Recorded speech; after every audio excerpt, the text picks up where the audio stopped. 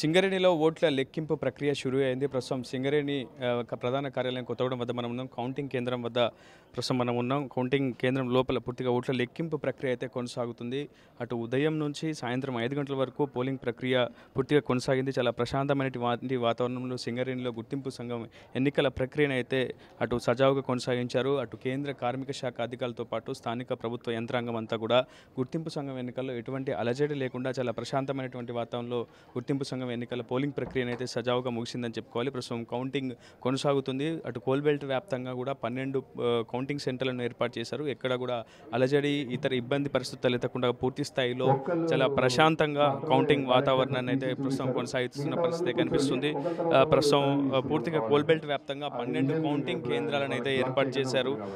భారీ భద్రత నడుమ కౌంటింగ్ పర్యవేక్షణ అయితే కొనసాగుతుంది. ప్రధానంగా కేంద్ర కార్మిక శాఖ డిప్యూటీ సిఎల్సి శ్రీనివాసులు ప్రధాన ఎన్నికల అధికారిగా ఉన్నారు. ఆయన సమక్షంలోనే ప్రస్తుతం కౌంటింగ్ ప్రక్రియను అంతా కూడా పూర్తి స్థాయిలో సమీక్షిస్తున్న పరిస్థితుంది. అటు 6 జిల్లాలు 4 రీజియన్లు మొత్తం 11 ఏరియాలకు సంబంధించినటువంటి కౌంటింగ్ ప్రక్రియను అంతా కూడా 12 కౌంటింగ్ కేంద్రాల్లో ఉంచి పూర్తి స్థాయిలో అయితే కౌంటింగ్ లెక్కింపు ప్రక్రియ అయితే ప్రారంభిస్తున్నారు. ప్రస్తుతం ఒక భారీ భద్రత అయితే మీరు చూడొచ్చు. ప్రస్తుతం కొత్తగూడెం కార్పొరేట్ ఏరియాలోని కౌంటింగ్ కేంద్రం వద్ద మనం భారీ పటిష్ట భద్రత నడుమ అయితే ప్రస్తుతం కౌంటింగ్ అయితే కొనసాగుతుందని చెప్పుకోవాలి. భారీ మొత్తంలో ఈరోజు పోలింగ్ నమోదైంది.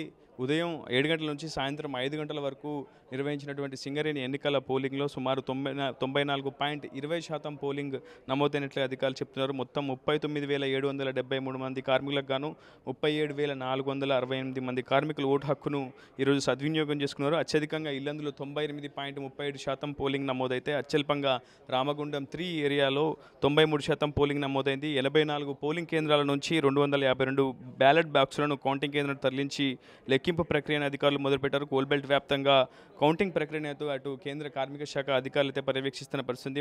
మరికొద్దిసేపట్లో తొలుత ఇల్లందు ఏరియాకు సంబంధించినటువంటి ఫలితం వెల్లడి కానుంది.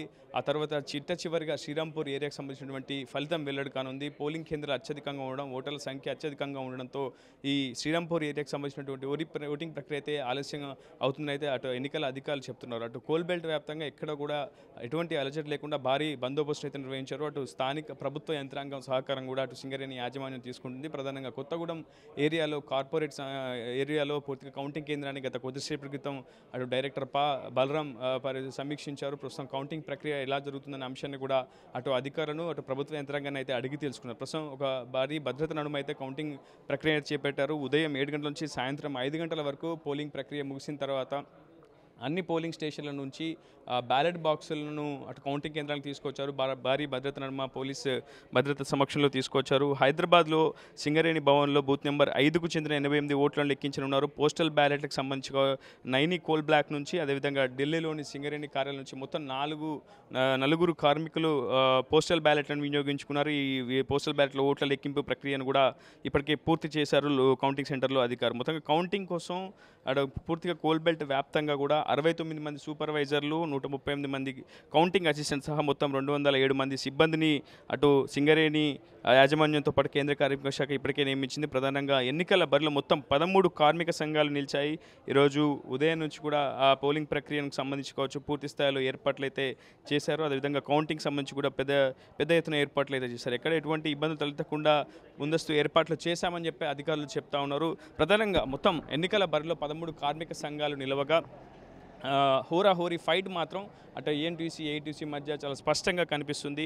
అటు ప్రధానంగా ప్రతి 4 ఏళ్లకు ఒకసారి సింగరేణిలో గుర్తింపు సంఘం ఎన్నికలు నిర్వహించాల్సి ఉంటుంది. కానీ 2 ఏళ్ళు కాలపరిమితి ముగిసిన 2 ఏళ్ల తర్వాత కూడా అటు సింగరేణిలో ఎన్నికలు నిర్వహించకపోవడం పట్ల అటు కార్మిక సంఘాలు మొదటి నుంచి కూడా పెద్ద ఎత్తున ఆగ్రహం వ్యక్తం చేస్తూ వస్తున్నాయి. ఇప్పటివరకు మొత్తం 6 సార్లు సింగరేణిలో గుర్తింపు సంఘం ఎన్నికలు జరిగాయి. ప్రస్తుతం జరుగుతున్నటువంటి ఎన్నికలు 7వ దఫా కార్మిక సంఘానికి సంబంధించిన గుర్తింపు సంఘం ఎన్నికలు. మొత్తంగా సింగరేణి కోల్బెల్ట్ వ్యాప్తంగా 6 జిల్లాల్లో ప్రధానంగా 4 రీజియన్లు 11 ఏరియాల్లో ఈ గుర్తింపు సంఘం ఎన్నికలు జరుగుతున్నాయి. ఓవరాల్గా కోల్బెల్ట్ వ్యాప్తంగా 11 ఏరియాల్లో అత్యధికంగా ఓటింగ్ నమోదైనటువంటి గుర్తింపు సంఘానికి పూర్తి గుర్తింపు సంఘానిగా అటు యాజమాన్యం గుర్తిస్తుంది. అదేవిధంగా ఏరియాల వారీగా ప్రాతినిధ్య సంఘాలకి ప్రాతినిధ్య గుర్తింపు దక్కుతుంది. సో మొత్తంగా చాలా బిగ్ ఫైట్ అయితే ఐఎన్టీయూసీ ఉంది. ఒకవైపు కాంగ్రెస్ పార్టీ అనుబంధ సంఘంగా ఉన్నటువంటి ఐఎన్టీయూసీ, అటు సిపిఐ అనుబంధ సంఘంగా ఉన్నటువంటి ఏఐటీయూసీ మధ్య చాలా టఫ్ ఫైట్ అయితే కనిపిస్తుంది. ప్రధానంగా కొత్తగూడెం కార్పొరేట్ ఏరియాలో మాత్రం కొత్త ఐఎన్టీయూసీ ముందంజలో ఉన్నట్టయితే తెలుస్తుంది. మొత్తంగా మనుగూరులో ఎక్కడా లేని విధంగా మనుగూరు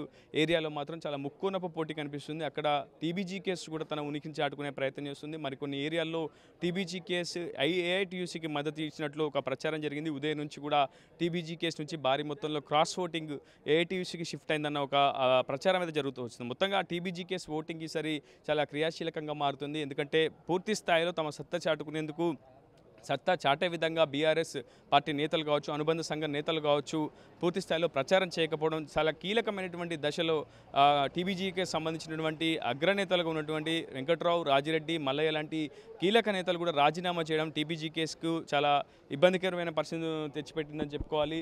ప్రస్తుతం సో ఆ ఎఫెక్ట్ అనేది ఖచ్చితంగా టీబీజీ కేసు మీద పడింది. ఖచ్చితంగా ఆ ఓటింగ్ అంతా కూడా క్రాస్ ఓటింగ్ ఒకవేళ ఏఐటీయూసీకి షిఫ్ట్ అయితే మాత్రం ఖచ్చితంగా ఏఐటీయూసీ విజయం సాధించే అవకాశం ఉంది. మరోవైపు ఐఎన్టీయూసీ మేనిఫెస్టో చాలా క్రిస్టల్ క్లియర్గా ఉంది. అటు కార్మికులను ఆకర్షించే విధంగా కూడా కాంగ్రెస్ పార్టీ అనుబంధ సంఘంగా ఉన్నటువంటి ఐఎన్టీయూసీ మేనిఫెస్టోను ప్రిపేర్ చేసుకుంది. ఖచ్చితంగా సింగరేణి వ్యాప్తంగా 250 గజాల ఇంటి స్థలంతో పాటు 20 లక్షల వడ్డీ లేని రుణాన్ని కూడా ఇస్తామని చెప్పి ఇప్పటికే అటు రెవెన్యూ శాఖ, సమాచార శాఖ మంత్రి పొంగులేటి శ్రీనివాసరెడ్డి కూడా నేరుగా కార్మికులకు ఒక అభయం ఇచ్చే ప్రయత్నం చేశారు, భరోసా కల్పించే ప్రయత్నం చేశారు. సింగరేణిలో జరుగుతున్నటువంటి అక్రమాలను పూర్తిగా నిలుపుదల చేస్తాము, అటు కారుణ్య నియామకాల విషయంలో పారదర్శకత పాటిస్తామంటూ కూడా స్వయంగా మంత్రి రంగంలోకి దిగి పలు సింగరేణి ఏరియాలో ప్రచారం చేశారు. చాలామంది భారీ నేతలను కూడా ఇటు వేరే యూనియన్లకు సంబంధించిన నేతలను కూడా అటు కాంగ్రెస్ పార్టీ అనుబంధ ఐఎన్టీయూసీలో చేర్చారు. సో ఖచ్చితంగా ఐఎన్టీయూసీ మునిపెన్నడూ లేని విధంగా చాలా విజయవంతమైనది చెప్పుకోవచ్చు. సంస్థాగత బలోపేతం విషయంలో ఖచ్చితంగా ఆ రిజల్ట్ ఈసారి ఎలక్షన్లో చూపించబోతుంది. అయితే ఓవరాల్గా 1998లో మొదటిసారి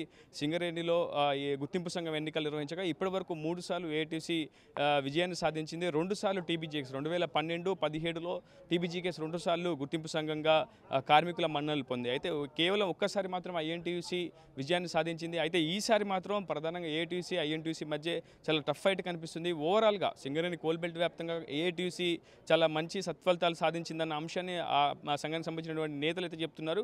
కొన్ని ఏరియాలో ఐఎన్టీయూసీ మాత్రం చాలా స్పష్టంగా విజయాన్ని సాధించే అవకాశం ఉందన్న ఒక అంచనాకు ఐఎన్టీయూసీ నేతలు కూడా వస్తున్నారు. కానీ ఐఎన్టీయూసీ ఏఐటీయూసీ చాలా ధీమాగా ఉన్నాయి. ఎవరి తామంటే తామే గెలుస్తామన్న ఒక అభిప్రాయాన్ని, ధీమాను, విశ్వాసాన్ని కూడా అటు కార్మిక సంఘ నేతలు వ్యక్తం చేస్తున్నప్పటికీ చాలా పెద్ద ఎత్తున అయితే మాత్రం ఏఐటీయూసీకి పెద్ద ఎత్తున ప్రచారం జరుగుతుంది. ఖచ్చితంగా ఈసారి గుర్తింపు సంఘం ఎన్నికల్లో ఏఐటీయూసీ విజయం సాధిస్తుందన్న ధీమాను మాత్రం అటు కార్మికులు కూడా, కార్మిక సంఘ నేతలు కూడా వ్యక్తం చేస్తున్న పరిస్థితి. అయితే పటిష్ట భద్రత నడుమ ప్రస్తుతం సింగరేణిలో కౌంటింగ్ ప్రక్రియ అయితే మొదలైంది.